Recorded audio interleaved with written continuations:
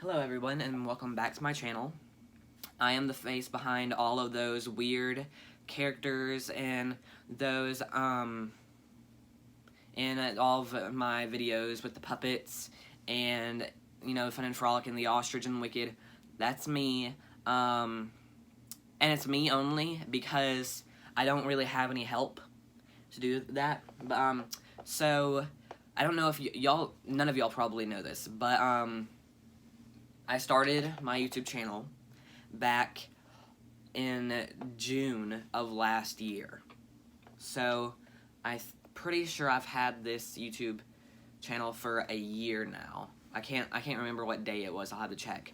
But sometime I know in later June I started reading the Chronicles of Narnia series. Y'all probably can't see it that well. Like right here.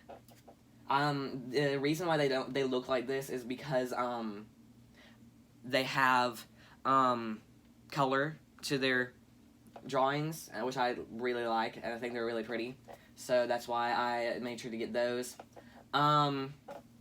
So this is the first episode of Out of the Silent Planet of the Space Trilogy. I will be reading all 3 of the books. This is book 1, Out of the Silent Planet, right here. It's about 150 something pages. Then I'll be reading the second book, Paralandra, which is about 190 pages. And I guess C.S. Lewis kind of just upped his game with this one, because this is like over 300 pages, so whenever I looked at this, I was like, what? Like, totally different from the first 2, but, yeah. Now, I wasn't going to do this at first, but, I am going to be reading more than just this series. This book, I love this book. This book is probably one of the best books I've ever read. It's about segregation, based in the 50s, I think. I can't remember. I read it in, I think, October of 2018, and it was just really good. And so, for Christmas, I made sure that I got it. It is about 56 chapters, I think. No, 57. And it is 291 pages. I'm going to start reading this on YouTube on July 7th. In a few days, I'll probably come out with a trailer for it. Like all the other weird trailers I come out with that I know, like, maybe 12 people watch, but aren't really worth it, you know? If any of y'all wanted me to read Brave Lands, I'm sorry. When I went to Barnes & Noble on my birthday, which is in later May, which was in later May anyway, and I went to Barnes & Noble, I saw them, but what was really weird is, like, the first, I think, 3 books, no, the first book was small, and then the second book was, like, a big one, and then the third book was another small one, and then the fourth one was a big one. I was like, well, that's gonna look stupid, and then I was like, there's so many other books that I wanted to get. Like, this, I got this one, because I saw this. I'm pretty sure, what other ones did I get? But I know I got some other ones. I got Watership Down, which you can barely see it, but it's right there. And Dark Places and Sharp Objects by Gillian Flynn. I got This Is Where It Ends, right there. And The Miraculous Journey of Edward Chula. And I'll also be reading all 5 books that I have by Kate DiCamillo, which are that one, The Tale of Despero, The Magician's Elephant, The Tiger Rising, and Because of Winn-Dixie. I might read A Child Called It. There are a lot of books that I'm planning on reading on here. But for now, I really just have these 3. This one, and I guess I'll go ahead and announce the other one that I'm planning on doing. The Witches by Roald Dahl. He's one of my favorite authors.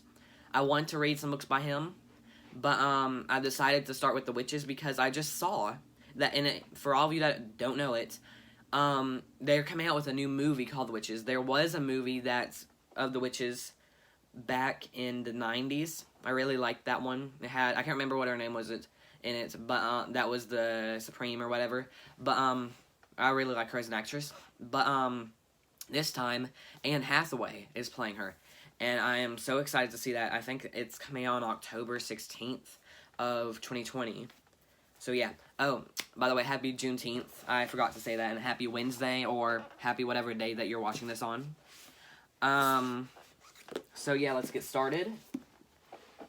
On chapter 1, I know I've taken the first 5 minutes to explain this, but I really feel like that's everybody on the first chapter that they read or whatever. Plus, this isn't that long of a chapter. It's about, let's see, it goes from page 9 to page 16. So, really not that long. Okay, chapter 1 of Out of the Silent Planets by C.S. Lewis. The last drops of the thunder shower had hardly ceased falling when the pedestrian stuffed his map into his pocket, settled his pack more comfortably on his tired shoulders, and stepped out from the shelter of a large chestnut tree into the middle of the road. A violent yellow sunset was pouring through a rift in the clouds to westward, but straight ahead over the hills the sky was the color of dark slate. Every tree and blade of grass was dripping, and the road shone like a river. The pedestrian wasted no time on the landscape, but set out at once with the determined stride of a good walker who has lately realized that he will have to walk farther than he intended. Sorry, I've never read this book, so it's kind of hard for me to catch up on a new book and read it out loud. It's going to take a little bit, so. That indeed was his situation. If he had chosen to look back, which he did not, he could have seen the spire of much Natterby, and seeing it, might have uttered a malediction on the inhospitable little hotel which, though obviously empty, had refused him a bed. The place had changed hands since he last went for a walking tour in these parts. The kindly old Lanford, on whom he had reckoned, had been replaced by someone whom the barmaid referred to as the lady. And the lady was apparently a British innkeeper of that Orthodox school, who regard guests as a nuisance. His only chance now was Stirk, on the far side of the hills and a good 6 miles away. The map marked an inn at Stirk. The pedestrian was too experienced to build any very sanguine hopes on this, but there seemed nothing else within range. Okay, you guys, keep in mind, this book is from, like, the late 30s, so most of these words I don't even know. Well, not most of them, but some of them I don't, know, like that one I just said, so. He walked fairly fast and doggedly without looking much about him, like a man trying to shorten the way with some interesting train of thought. He was tall but a little round-shouldered, about 35 or 40 years of age, and dressed with that particular kind of shabbiness which marks a member of the intelligentsia on a holiday. He might easily have been mistaken for a doctor or a schoolmaster at first sight, though he had not the man of the world air of the one, or the indefinable breeziness of the other. In fact, he was a philologist and a fellow of a Cambridge college. His name was Ransom. He had hoped, when he left Natterby, that he might find a night's lodging at some friendly farm before he had walked as far as Stirk. But the land this side of the hills seemed almost uninhabitable. Uninhabited. It was a desolate, featureless sort of country, mainly devoted to cabbage and turnip, with poor hedges and few trees. It attracted no visitors like the richer country south of Natterby, and it was protected by the hills from the industrial areas beyond Stirk.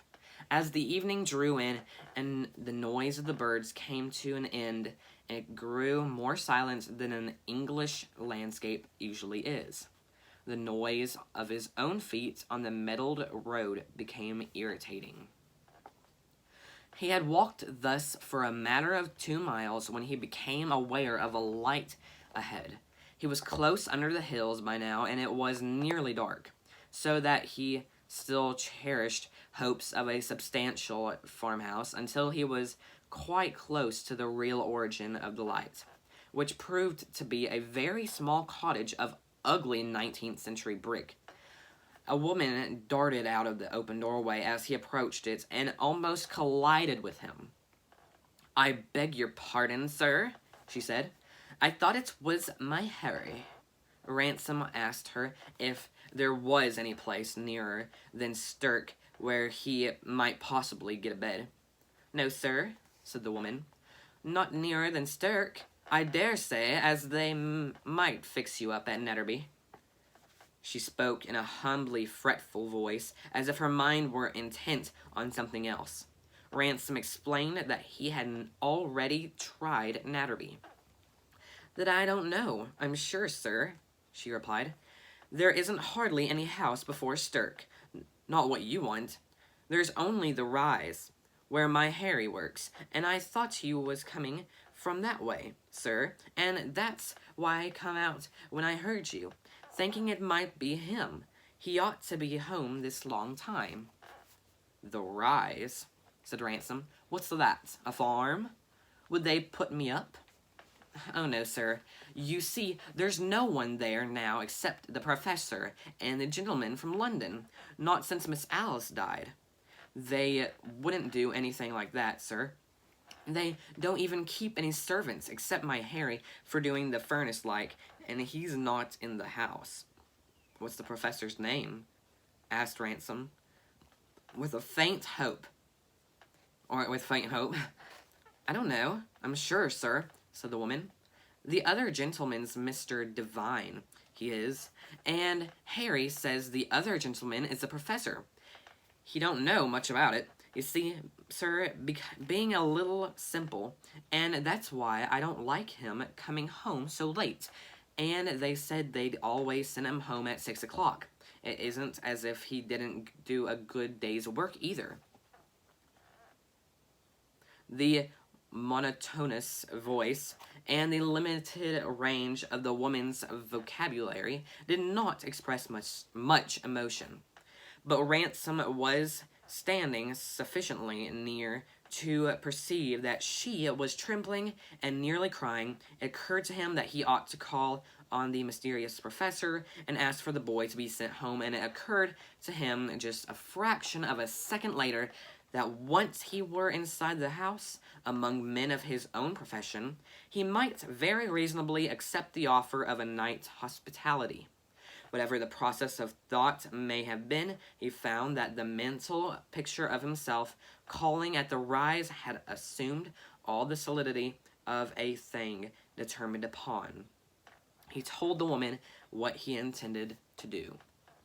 "Thank you very much, sir, I'm sure," she said, "and if you would be so kind as to see him out of the gate and on the road before you leave. If you see what I mean, sir, he's that frightened of the professor, and he wouldn't come away once your back was turned, sir, not if they hadn't sent him home themselves, like." Ransom reassured the woman as well as he could and bade her goodbye. After ascertaining that he would find the Rise on his left in about 5 minutes, stiffness had grown upon him while he was standing still, and he proceeded slowly and painfully on his way. There was no sign of any lights on the left of the road, nothing but the flat fields and a mass of darkness, which he took to be a copse. It seemed more than 5 minutes before he reached it and found that he had been mistaken. It was divided from the road by a good hedge, and in the hedge was a white gate, and the trees which rose above him as he examined the gate were not the first line of a copse, but only a belt, and the sky showed through them. He felt quite sure now that this must be the gate of the Rise, and that these trees surrounded a house and garden. He tried the gate and found it locked. He stood for a moment undecided, discouraged by the silence and the growing darkness. His first inclination, tired as he felt, was to continue his journey to Stirk, but he had committed himself to a troublesome duty on behalf of the old woman. He knew that it would be possible, if one really wanted, to force a way through the hedge. He did not want to. a nice fool he would look, blundering upon some retired eccentric, the sort of a man who kept his gates locked in the country. With this silly story of a hysterical mother in tears because her idiot boy had been kept half an hour late at his work. Yet it was perfectly clear that he would have to get in, and since one cannot crawl through a hedge with a pack on, he slipped his pack off and flung it over the gate. The moment he had done so, it seemed to him that he had not till now fully made up his mind, now that he must break in to the garden, if only in order to recover the pack. He became very angry with the woman and with himself, but he got down on his hands and knees and began to worm his way into the hedge. The operation proved more difficult than he had expected, and it was several minutes before he stood up in the wet darkness on the inner side of the hedge, smarting from his contact with thorns and nettles. He groped his way to the gates, picked up his pack, and then for the first time turned to take stock of his surroundings. It was lighter on the drive than it had been under the trees, and he had no difficulty in making out a large stone house divided from him by a width of untidy, neglected lawn.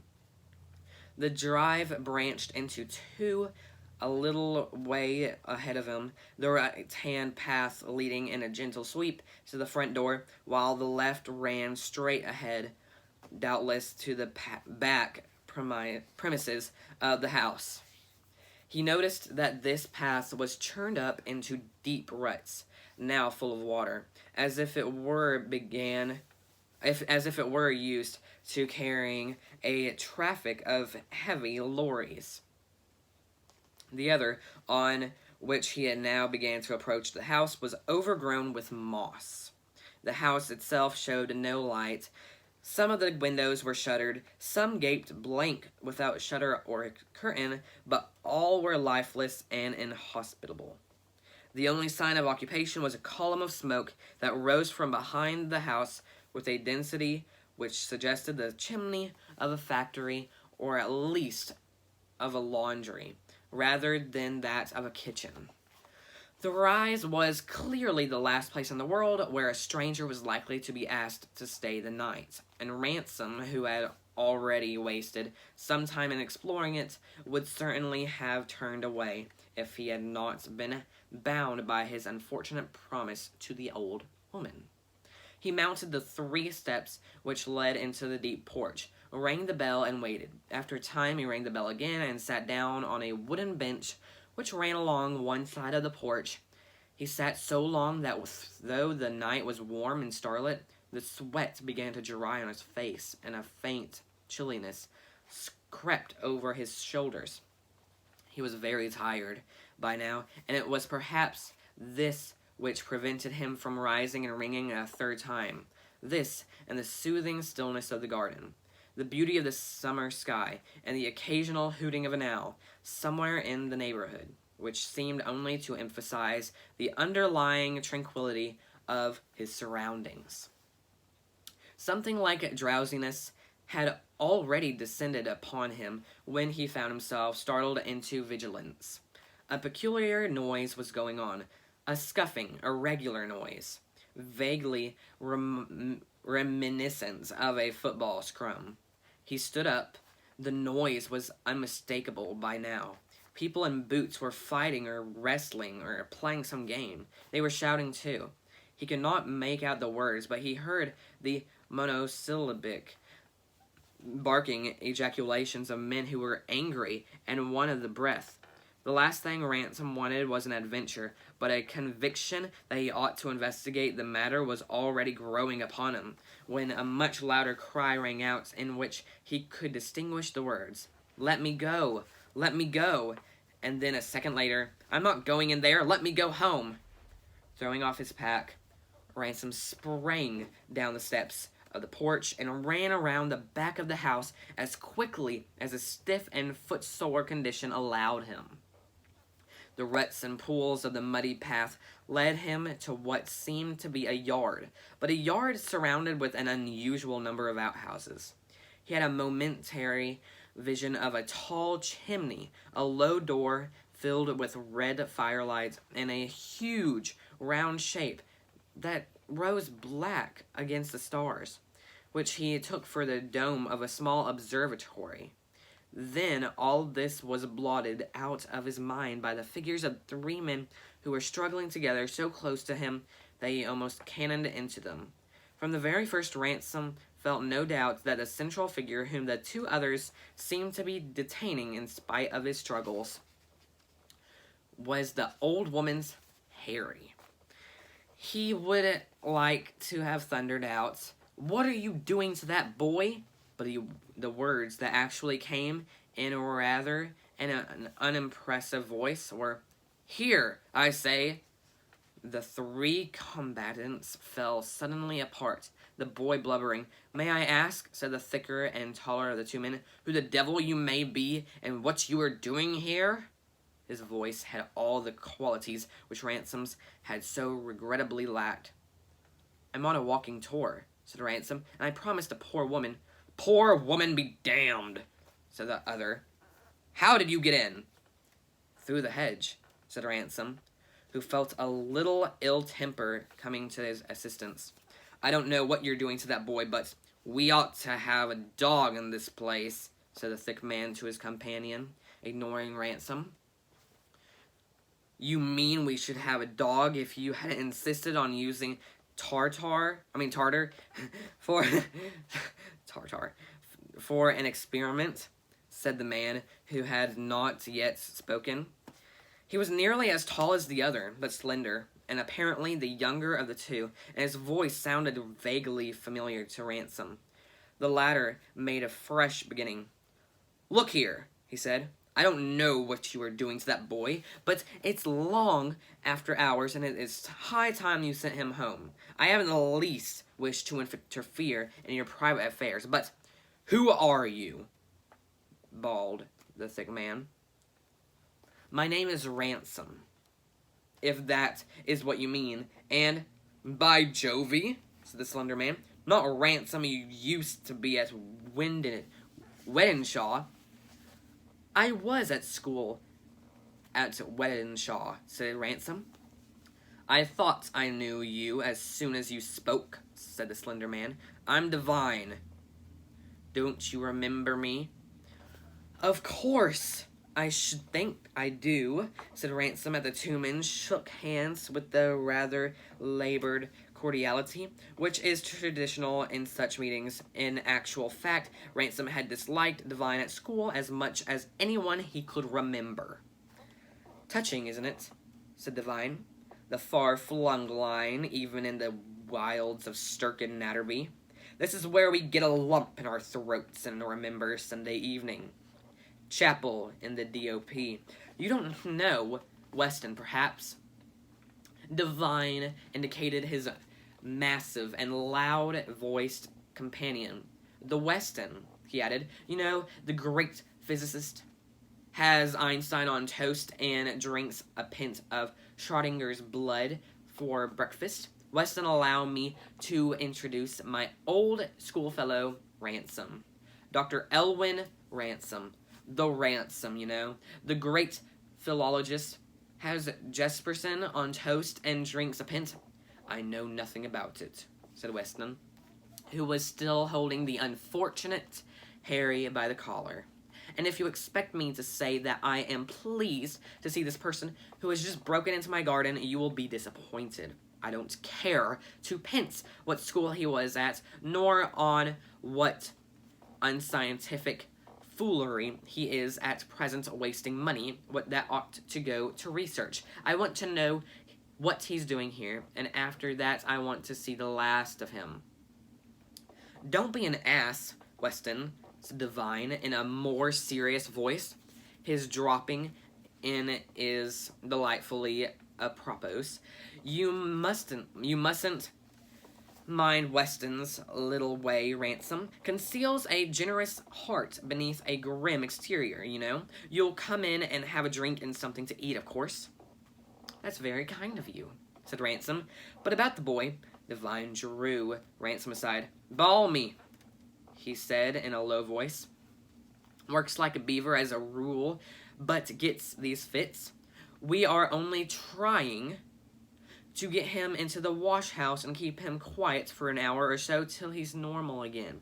Can't let him go home in his present state, all done by kindness. You can take him home yourself presently if you like, and come back and sleep here. Ransom was very much perplexed. There was something about the whole scene suspicious enough and disagreeable enough to convince him that he had blundered on something criminal, while on the other hand, he had all the deep, irritational conviction of his age and class that such things could never cross the path of an ordinary person, except in fiction, and could least of all be associated with professors and old-school fellows. Even if they had been ill-treating the boy, Ransom did not see much chance of getting him from them by force.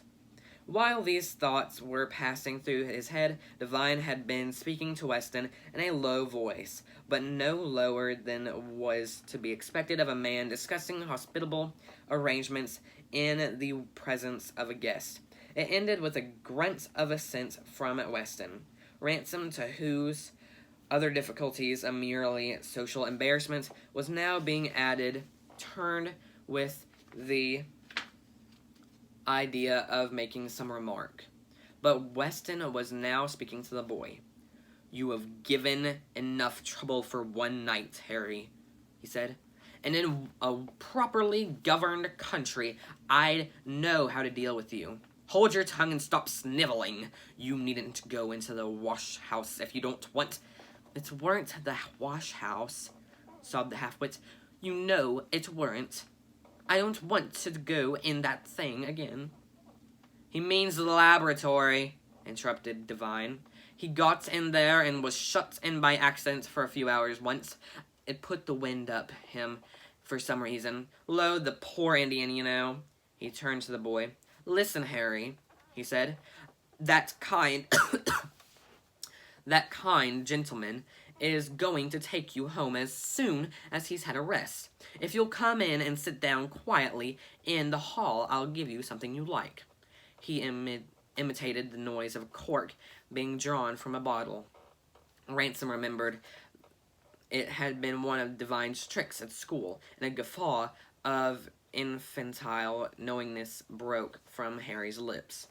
Bring him in, said Weston, as he turned away and disappeared into the house. Ransom hesitated to follow, but Divine assured him that Weston would be very glad to see him. The lie was barefaced, but Ransom's desire for a rest and a drink were rapidly overcoming his social scruples. Preceded by Divine and Harry, he entered the house and found himself a moment later seated in an armchair and awaiting the return of Divine, who had gone to fetch refreshments.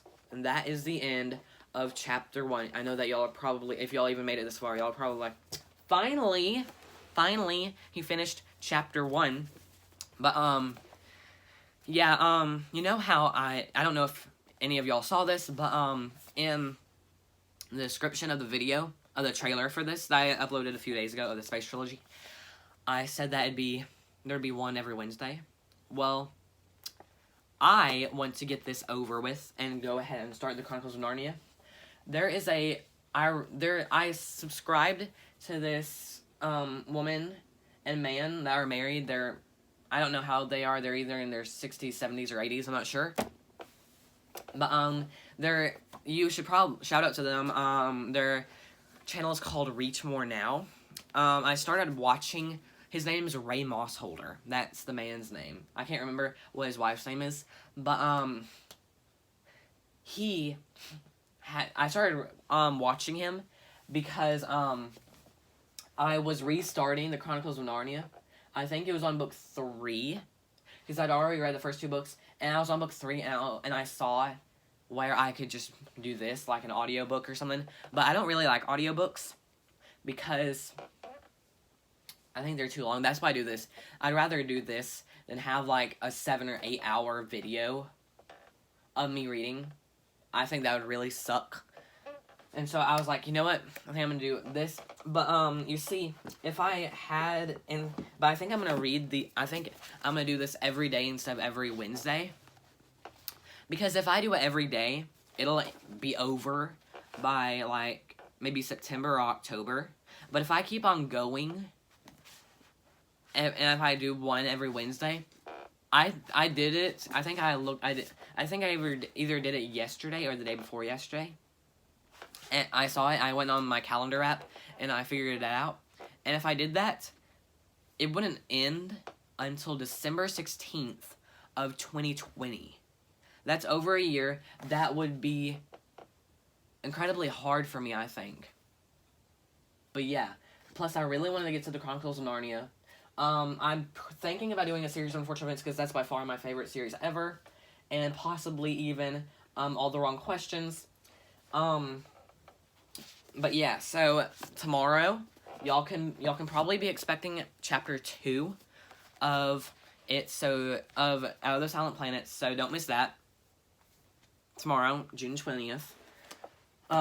If y'all are wondering why there are all these stuffed animals, I no, I just grabbed them. So, on June 8th through June 15th, I was at Pensacola Beach, Florida. That's why it says Pensacola Beach, if y'all can read that. It's probably backwards to y'all. But, I got this turtle from Alvin's Island. I got this, I think this is some kind of shark that I really liked from, the Gulfarium, which is in, I think, no, it's in, I can't remember where it's at, but it's, like 40-something minutes away from Pensacola Beach, so it was, like, a terrible ride, but still. You'll probably notice, if y'all watch The Ostrich, y'all notice Hank. I love Hank. He is, like, by far my favorite character on The Ostrich. And if y'all have seen The Wicked, which y'all might have not, but, this is, Whidbey from Wicked.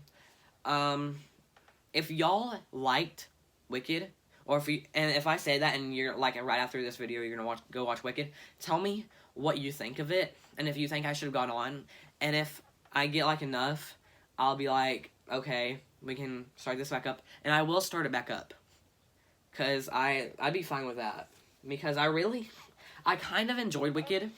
Wicked was gonna be, like, my dark show, like, my darkest show, but it's really hard to attain that, to get that, and get the audience feeling that in a show with stuffed animals. It's really hard to do that. And so, like, sometimes I go back over it, I'm like, this is gonna be hard. It does have cussing. I realize that this book has cussing, but I also realize that it's, from the 30s, and this is from the late 30s, so it means different things, like ass means donkey, damned, I don't really know what that means, but whatever. But, so it's different, but, if you're not one of those people that really likes cussing, definitely don't watch The Ostrich. Don't really watch any three of my shows, Fun and Frolic, Wicked, or The Ostrich. But if you like to laugh, and you're fine with cussing, like hard cussing, because I hard cuss on The Ostrich, but it's really funny, I think so, especially the first episode. Fun and Frolic is more dramatic. I really like Fun and Frolic. Fun and Frolic has been going on for 2 seasons. If any of y'all watched that, or probably, or if any of y'all have seen it, if y'all have been going up to it, and y'all have watched episode 16 of season 2, y'all might be like, why is this dude not come out with a new episode? Well, it's because, I've been taking a break, basically. I'm lazy. I'm a lazy heifer, I know. But I was taking a break because it's summer, and I just, like, every day I'm tempted to just sleep until 11 o'clock. I've been trying to wake up at 7. So I'm really glad that I did, so I could do this. But yeah. So if there's any days that I don't upload a video around 10:30 or whatever time it is now, I can't tell. But plus it takes a while to upload, especially a video that's like 34 minutes long. That's how far long it is now.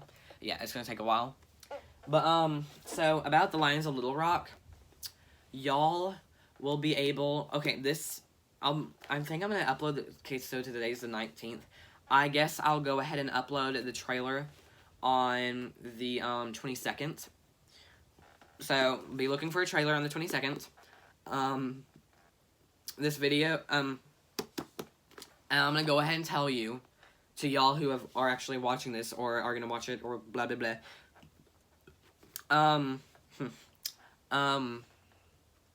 Y'all should definitely watch this.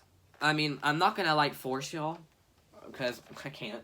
But I actually think that this is better than probably this whole series will be. I do need to blow my nose. The Space Trilogy. But y'all should definitely watch this whenever it comes out. I'll go ahead and tell y'all the date, because I know not everybody's gonna watch this, so it's just me, maybe like a few of y'all.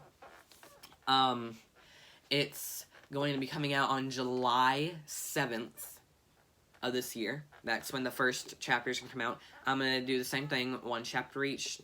Actually, yeah, 1 chapter each day. And then with the witches, I'm gonna go ahead and tell y'all. The trailer I'm thinking of coming out with on June 26th. I'm pretty sure. On June 26th. And then, so next week. And then it's gonna come out on, and then, the first chapter release is going to be on July 14th. So, yeah. So both the Lions of Little Rock and, the Witches are starting on a Sunday. I guess I could go ahead and tell y'all the other thing I'm starting. I can't remember which one I'm starting. I know I'm going to start the Giver series, which is down here. You can't see it. I only had the first 3 books, so I'm going to try to get the 4th book. And I'd also like to read Gossamer, which is another book by Lois Lowry on here. I'd like to read A Wrinkle in Time Quintet on here. Maybe 13 Reasons Why. But I'd really like to do The Perks of Being a Wallflower. I haven't finished that book, but I really like it. If y'all are wondering what current books I'm reading right now, I am reading The Hunger Games. Not this one. I'm reading one that looks different than this. A school one. Because, I know, I'm not in school, but, at my school, we have, summer projects for pre-AP. So, like, I got into, pre-AP science. I didn't get into physical science, because at my school they have that for my coming up grade, and I didn't get into algebra. I got into pre-AP math, but I did get into pre-AP English, which I was really happy about, and for that, so we had to read The Hunger Games, so I'm reading that. And I'm one of those people that I like to read, sometimes I like to read more than 1 book at a time, so I'm also reading See You in the Cosmos. Y'all should definitely read this. I'm not finished with it, but so far it is a really good book. It is a really good book. I love it. It is written by Jack Ching. It's called See You in the Cosmos, so there's the cover, if you're going to go look it up or whatever. I also have started this book, Echo. It is good so far. I really like it. Oh, another book that I'm going to read by Lois Lowry. Number of the Stars. This is a really good book. I read this in 5th grade, I think. So I will be reading this on here, because it's really good. And yeah, I might read Anne Frank, The Diary of a Young Girl. I don't know yet. But yeah. And then, down here, you can't see it, but I am planning to start Life of Pi on here sometime, either July or August, I can't remember. Oh, here's a book that I read last year in November. No, I didn't finish this book until, I think, January of this year, but I started it sometime in October or November. I know I read this book after, The Lions of Little Rock, but it's called Come November. And it is by Katrin Van Dam. And, it was a good book. Like, it was good. I know that it looks long. It is long. It's about 373 pages, yeah. And it is really good. So if y'all want me to read this, just comment it. It's a really good book. I am going to start doing vlogs. I know this is the longest video I've ever done, 40 minutes long. I would like to start doing vlogs of me and my siblings. I think that'd be really fun to do. If y'all think that there should be seasons or parts, yeah, no, my nose is just acting up today. If y'all want there to be seasons or parts, I am perfectly fine with either for the for my vlog series. I can't exactly say when I'm gonna come out with it. Maybe this week, I don't know. That'd be really fun. Maybe tomorrow or the day after tomorrow. But yeah. So I guess this is kind of like a vlog, but it's not. It's really just a chapter thing. So yeah. And maybe I might read the Westing game on here. I think that'd be fun. Oh, in this book, okay, so I had a babysitter for a long time when I was little, and I love her. I still go sometimes to spend the night at her house because my house is cram-packed. It's like a zoo, and so I'm like, nope, not this, humans. I really think, I let her read this book. It's called The Underneath. And she read it, and she really liked this book. And I haven't read it yet, but I'd really like to read it. So if y'all want me to read this and read it on here, comment that. But, so, yeah. And then one of my vlogs, I'm thinking about doing a vlog. If y'all want me to do a vlog of, like, I have a big box in my closet with all of the characters from Fun and Frolic that are on there now, or maybe not have been on there for a while, and from the Ostrich. And if y'all want to see some from Wicked, they're up in another small tote at the top of my closet. So if y'all want to see that, y'all already got to see these two. So yay. I hope you guys like this. So yeah, tomorrow I will be coming out with a new chapter of this. There it is. And this is my cute little bookmark for this book. Yeah, moves. Weird. But, yeah. So, tomorrow, don't miss chapter 2 of it.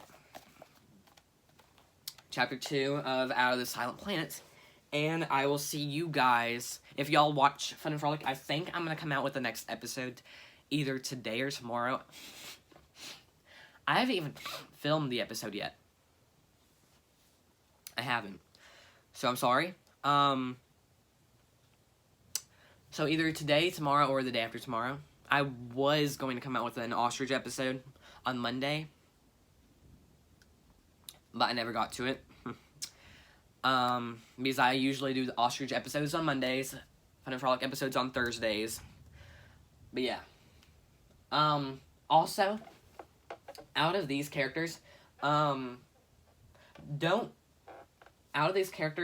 comment which one you would want to see on the Ostrich.